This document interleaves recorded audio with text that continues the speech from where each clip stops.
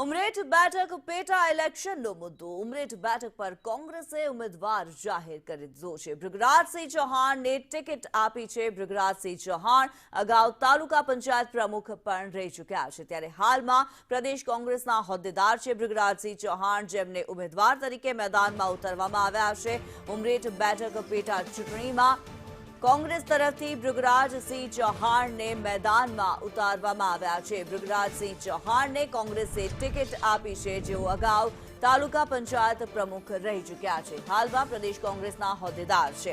ભાજપ તરફથી હર્ષદ પરમાર ઉમેદવારી નોંધાવવાના છે, જ્યારે કોંગ્રેસ તરફથી હર્ષદ પરમારની સામે ભૃગરાજસિંહ ચૌહાણને મેદાનમાં ઉતારવામાં આવ્યા છે।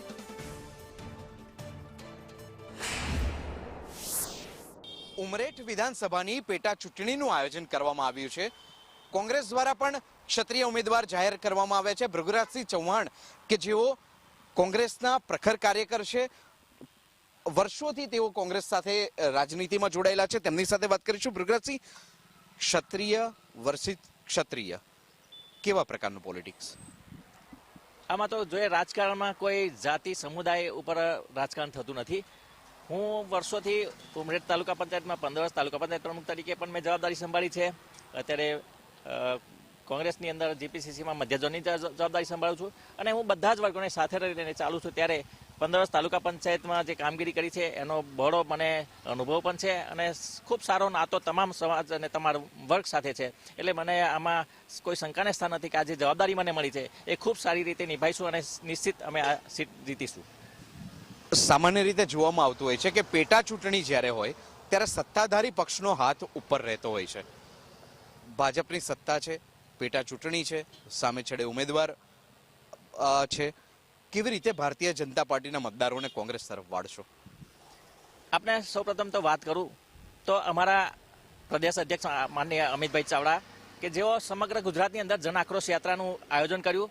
ઉત્તર ગુજરાત હોય, મધ્ય ગુજરાત હોય, સાઉથ ગુજરાત હોય, અને સૌરાષ્ટ્રમાં પણ ખૂબ સારી રીતે જન આક્રોશ યાત્રા નીકળી, અને એની અંદર પ્રજાના જે પ્રશ્નો છે, પ્રજાની જે વેદના છે એ અમારી સમક્ષ આવી, અને આ વખતે નિશ્ચિત રૂપથી આ જે વેદના છે, આ જે પ્રજાનો આક્રોશ છે એ મતના રૂપમાં પરિવર્તિત થશે, અને આ વખત અહીંયાથી પરિવર્તનનો શંખનાદ ફૂંકાશે, અને નિશ્ચિત આ સીટ અમે કોંગ્રેસની આપી અને અહીંયાથી જ્વલંત વિજય મેળવીશું। 2022ની ચૂંટણીમાં જોવા મળ્યું હતું એનસીપી સાથે ગઠબંધન કરવામાં આવ્યું હતું, પણ હવે આ વખતે સ્વતંત્ર રીતે કોંગ્રેસ લડી રહ્યું છે। એનસીપીના મતો વિભાજિત થશે?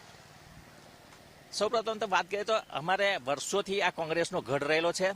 એનસીપી તો ગઠબંધનને કારણે, બાકી મતદારો જે છે, જે અમારો વર્ગ જે છે એ વર્ગ તો કોંગ્રેસનો જ છે। એટલે ઓરિજિનલ કોંગ્રેસ જ અહીંયા પ્રભુત્વ ધરાવે છે, અને સૌ સાથે રહીને એનસીપીના જે પણ આગેવાનો હોય, કાર્યકરો હોય, એ તો કોંગ્રેસ સમર્પિત જ હતા, અને કોંગ્રેસ એમને મદદરૂપ થતું હતું। એટલે અમારા ઓરિજિનલ જે કોંગ્રેસી છે એ બધા જ આ વખતે ખૂબ જ મહેનત કરશે, અને જે ટીમ આણંદ છે, કોંગ્રેસની ટીમ આણંદ સમગ્ર બૂથ સુધી કામ કરી અને અમે જીતીશું।